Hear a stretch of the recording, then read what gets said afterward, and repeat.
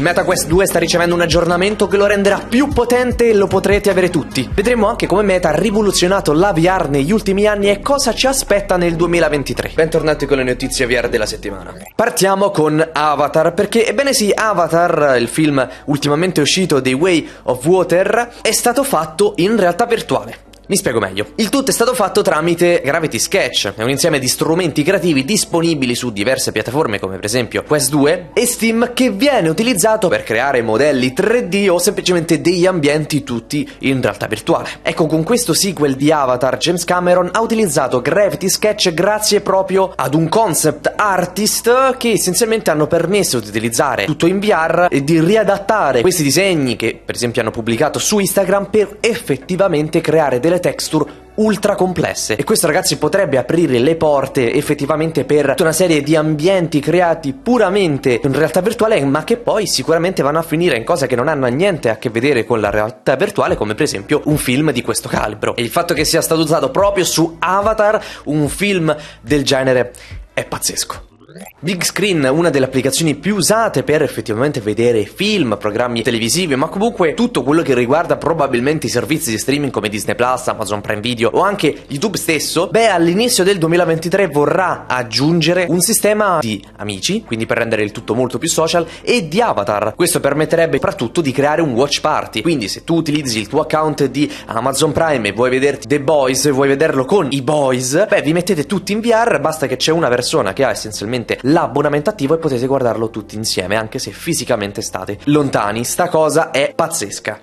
Ok, partiamo con questa prima parte, ma successivamente andremo a vedere nello specifico alcune delle cose fighissime che Meta sta piano piano pubblicando, ma andiamo a vedere le cose che sono successe durante il 2022. Infatti Andrew Bosworth, capoccia della sezione VR e AR a Meta, ha fatto un post piuttosto lungo che vi riassumo, che effettivamente ci fa rendere conto quanto Meta ha lavorato e ha portato alla realtà virtuale. Recentemente la realtà mista, per esempio, che adesso è una cosa molto più importante, non è nuovissima ma comunque è molto più importante adesso, è una delle cose di punta con cui hanno venduto per esempio il MetaQuest Pro, e insieme al MetaQuest Pro hanno aggiunto per esempio l'eye tracking e il face tracking, che ti permettono di tracciare la posizione dei tuoi occhi e della tua faccia per portare quelle espressioni facciali anche in VR. Ma ragazzi, non ci dobbiamo scordare che un'altra cosa del tracking, che è per esempio l'hand tracking, il fatto che puoi usare le mani, e non possiamo neanche non parlare del pass through, il fatto che tu puoi guardare il mondo reale, cosa che non veniva molto fatta prima. Bisogna dire che Meta quello che ha cercato di fare ultimamente è sì di rompere per quanto riguarda la realtà virtuale, rendendo tantissime aziende come Beat Saber, VRChat e tante altre, molti dei soldi che guadagna non li manda direttamente in VR, ma li fa passare per la Reality Labs, azienda dentro Meta che essenzialmente si occupa di tutti quei prototipi e tutte queste tecnologie che vediamo adesso, come il citato hand tracking, che poi arriveranno piano piano sia in realtà virtuale che in realtà aumentata, perché Meta sta anche cercando di creare degli occhiali a realtà aumentata. Ora, l'obiettivo a lungo termine viene detto che è quello di creare dispositivi in grado di offrire un'esperienza a realtà aumentata a livello retinico, ovvero in grado di superare la risoluzione percettibile dall'occhio umano. Attualmente nessun dispositivo per la realtà virtuale o comunque aumentata raggiunge questo livello di risoluzione, ma Meta spera di poterci arrivare nei prossimi anni attraverso lo sviluppo di display ad alta densità e sistemi ottici ad altissima risoluzione, cosa che vedremo un po' meglio anche dopo nello specifico. Quindi, oltre a quello che è la realtà mista, l'eye tracking e il face tracking, Meta sta lavorando anche a delle tecnologie come la percezione di profondità, che permette ai dispositivi, quindi in questo caso ai visori, di capire la distanza tra gli oggetti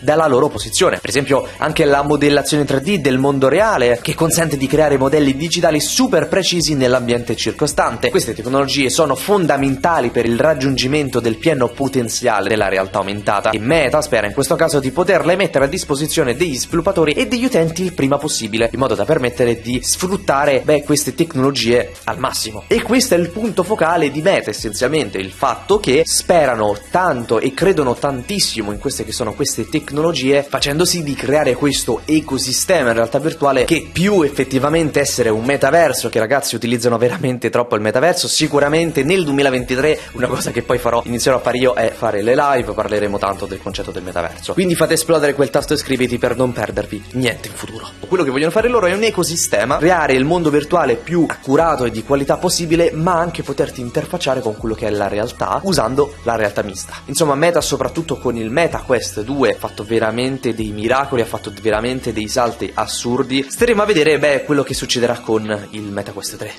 Ok, prendiamoci una mini pausa, poi torniamo per parlare di Virtual Desktop. Ecco, è un'app che ti permette di giocare a giochi PC VR tramite streaming, direttamente usando il wifi di casa tua. Ora, questa cosa effettivamente potrebbe anche non essere vera, perché a quanto pare Virtual Desktop non richiederà più una connessione ad internet ogni volta che viene utilizzata. Inizialmente Meta non ne voleva sapere di Virtual Desktop e addirittura è stata respinta questa funzionalità. Poi è stato semplicemente resa disponibile una patch attraverso SideQuest, che è uno store esterno. Tuttavia, a causa di un problema della pirateria, lo sviluppatore Guy Godin di Virtual Desktop aveva recentemente reso obbligatoria la connessione ad internet per utilizzare l'app. A seguito delle proteste di alcuni utenti, come quelli che utilizzano dei laptop gaming per giocare a PC VR in movimento, Godin ha deciso di rimuovere la richiesta e di aggiungere una funzionalità che ti permette di giocare in locale in modo che sia sufficiente una connessione ad internet per aggiornare l'applicazione, ma non ogni volta che viene utilizzata. L'aggiornamento è disponibile su Quest e presto sarà approvato anche per i visori della Pico. In questo caso penso che si tratti del Pico 4 e magari il Pico Neo 3 Link, ma staremo a vedere. Proseguiamo, ci sono i display di Meta che essenzialmente sta sviluppando, di quelli che abbiamo parlato prima, ed effettivamente sono display ad alta densità al fine di appunto raggiungere una risoluzione retinica. Essenzialmente quello che poi vogliono creare è un display che abbia la stessa identica qualità dei nostri occhi. Sapete, poi quando si va a vedere effettivamente la risoluzione di un display o comunque di un visore in realtà virtuale e magari si utilizza la risoluzione angolare, perché effettivamente è quella che si dovrebbe usare quando usi un visore a realtà virtuale, perché descrive quanti pixel si vedono effettivamente in ciascun grado di vista, quelli che vengono detti PPD, i pixel per grado. Questa cosa qua infatti tiene conto delle differenze tra il campo visivo dei vari visori. Ad esempio, se due visori utilizzano lo stesso display ma uno ha un campo di visione 2 volte più ampio, avrebbe la stessa risoluzione ma solo a metà dei PPD. Retinale infatti è un termine utilizzato per descrivere una risoluzione angolare superiore a ciò che l'occhio umano può discernere. La soglia generalmente accettata è dei 60 ppd, ovvero che se si supera questa qua essenzialmente hai una densità di pixel anche superiore a quella degli occhi. Nessun visore a realtà virtuale consumer ad oggi si avvicina neanche lontanamente a questo numero. Il Quest Pro per esempio raggiunge circa 22 pixel, mentre il Vario Aereo raggiunge 35 pixel per grado, quindi 35 ppd. Per esempio visori come il Vario, che utilizzano, sì, costano una cifra tipo oltre 5.000 euro, effettivamente raggiungono quello che è la qualità degli occhi, ma solo in un punto, ovvero il punto centrale. Quindi già basta che guardi leggermente da una parte ed effettivamente perdi tutta la qualità. A giugno infatti Meta ha mostrato un prototipo di ricerca che ha raggiunto 55 ppd chiamato Butterscotch. Butterscotch aveva un campo di visione molto ristretto ed era pesantissimo e molto ingombrante. Il suo scopo dichiarato era quello di dimostrare e studiare la sensazione di risoluzione retinica. Infatti, come vi avevo detto tempo fa, il sito BSBiz coreano, un sito di notizie, aveva fatto sapere che Meta stava facendo una collaborazione con Samsung e LG per fornire sia display OLED che micro LED per futuri dispositivi, sia a realtà virtuale che aumentata. Ora, i micro display hanno una densità di pixel molto più elevata e quindi possono abilitare a visori ad altissima risoluzione senza sacrificare quello che è la compattezza. Ora Meta sta cercando in tutti i modi di arrivare a quell'obiettivo lì, a quello di riuscire a creare questi display così pazzeschi.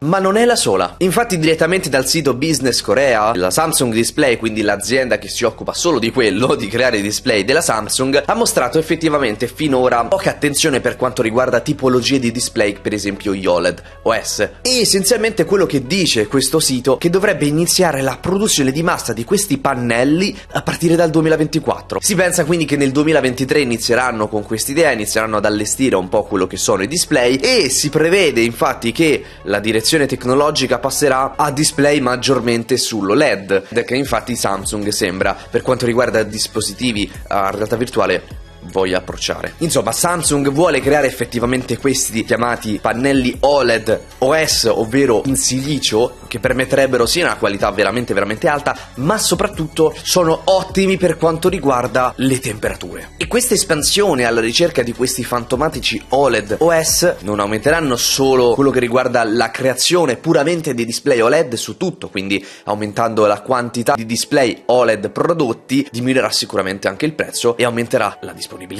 Ora, si sa che Apple rilascerà un dispositivo XR, un visore a realtà aumentata e anche VR, dotato effettivamente di pannelli OLED OS, ma di Sony, e questo sembra che succederà verso la seconda metà del 2023, ma qua ancora Apple non dice niente. C'è addirittura la possibilità che la Samsung rilasci un dispositivo XR anche loro, utilizzando per esempio un pannello sempre OLED OS di un produttore di display cinesi già a partire dal primo semestre del 2023. Non solo Samsung e LG, ma anche produttori di display cinesi hanno aumentato il loro interesse su questi pannelli. In particolare ci aspettiamo che Samsung completi tutto ciò nel 2023 e sia pronta effettivamente nel 2024. Apple ci sarà, LG ci sarà, Sony ci sarà, insomma ragazzi, bisogna vedere Meta quanto riuscirà a tenere testa. Ma torniamo a parlare di Meta, perché infatti Meta afferma di aver creato da zero una catena di fornitura per lenti chiamate Pancake, che sono quelle che troviamo nel Quest Pro o per esempio nel Pico 4, che permettono di avere dei visori molto più piccoli. Il Quest Pro infatti non è stato il primo, sappiamo per esempio che anche l'HTC con il Vive Flow aveva utilizzato le lenti Pancake. Tuttavia Meta sembra che le sue lenti sono puramente uniche, e tutto ciò viene spiegato in un post pubblicato proprio da Meta, dove queste lenti non si sono create da un giorno all'altro, ma chiaramente ci hanno messo tanti anni per portare queste lenti a poter essere spedite e messe in un visore e funzionare così bene. Infatti viene detto che da quando sono partiti con l'idea di svilupparli ci hanno messo circa 2 anni e sono stati appunto la Reality Labs a fare tutto ciò. C'è tanto ovviamente di lavoro da fare per progettare queste lenti e poterle mettere un po' ovunque, e quello che viene detto, e questa è la cosa importante ragazzi, è che viene detto che tutti questi investimenti, questi soldi che hanno buttato, non ha senso utilizzarli solo per il Quest Pro. E sì, uno potrebbe pensare, no ma grazie, io lo so che non usano solo per il Quest Pro, lo useranno per il Quest Pro 2. Quello che viene detto è che verrà utilizzato come se fosse una catena di montaggio. Ormai queste lenti sono qui per restare, e si dice che probabilmente lo utilizzeranno su tutti i visori finché non ci sarà una miglior soluzione. Quindi probabilmente quello che io penso è che Quest 2 sarà l'ultimo visore con lenti Fresnel, che sono quelle un po' più grosse, quelle un po' più cicciotte, ma invece il Quest 3 avrà le lenti Pancake esattamente come il Pico 4, e questo permetterà di essere molto più leggero, di ridurre molto lo spazio, e certo potrebbe anche aumentare un po' il prezzo. Ma come ha detto Zuckerberg tempo fa in un'intervista, il Quest 3 sarà dal range dai 300 ai 500 euro, quindi sicuramente se vi potete permettere 500 euro il Quest 3 ve lo prendete sicuramente. Speriamo magari che sia un po' più in basso. Ok ragazzi, parliamo del Quest 2 perché lo stanno potenziando ed è tutto puramente gratuito. Vediamo come. Ebbene sì, il Quest 2 è stato effettivamente potenziato un 7%, però che ragazzi non è banale un 7%, che tutti lo potranno avere attraverso un aggiornamento, puramente un aggiornamento. Ecco, questo aggiornamento qua arriverà già con la versione V47 che molti di voi avete, ma per avere effettivamente tutto questo incorporato nel visore senza dover spegnere o accendere o essere sicuri che ci sia sempre, bisogna aspettare per la V49. Ora, cosa succede? Come hanno fatto solo via software ad aumentare e a potenziare il Quest 2? Questa cosa non ha senso. E invece sì, perché sono riusciti attraverso ottimizzazione, che è proprio quello che Carmack, uno dei capoccia che se n'è andato poco fa, aveva detto che non c'era molta ottimizzazione, che non ottimizzavano molto. Se ne va, il Quest 2 aumenta. Potrebbe essere lui che lascia qualche dono di Natale a tutti noi, potrebbe. Ora, quello che succede è che sono riusciti a modificare la frequenza della GPU del Quest 2, passando da 490 MHz a 525, e questo aumento migliora le prestazioni delle app, offrendo la possibilità di sfruttare una maggior densità di pixel senza ridurre la risoluzione per raggiungere un frame rate desiderato, perché non ha senso aumentare la risoluzione o la densità di pixel se magari il gioco lagga o va 10 fps, cosa che non ha senso. Ecco, grazie a questo aumento di performance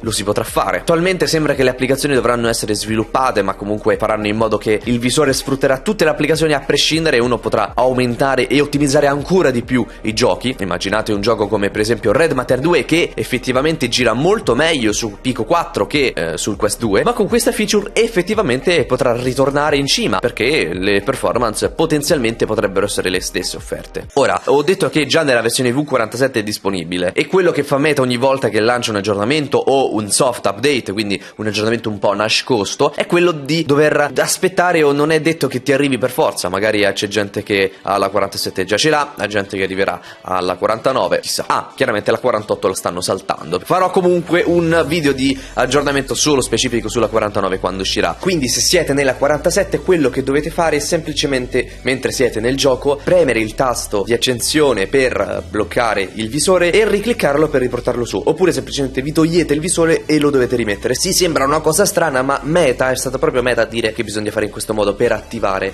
questa funzione. Se no aspettate la 49 e ci sarà già tutto fatto e non dovrete fare nessuna cosa strana. Cercherà di utilizzare la CPU per farvi avere la qualità visiva migliore possibile, e questa cosa qua, ragazzi, non è un caso. Infatti probabilmente questo lo stanno facendo perché quando uscirà il Quest 3, il Quest 2 non lo vogliono lasciare, ma non vogliono che sia neanche troppo indietro, e questo potrebbe essere un aiuto. Io sono Lumiar e ci sentiamo alla prossima, ciao.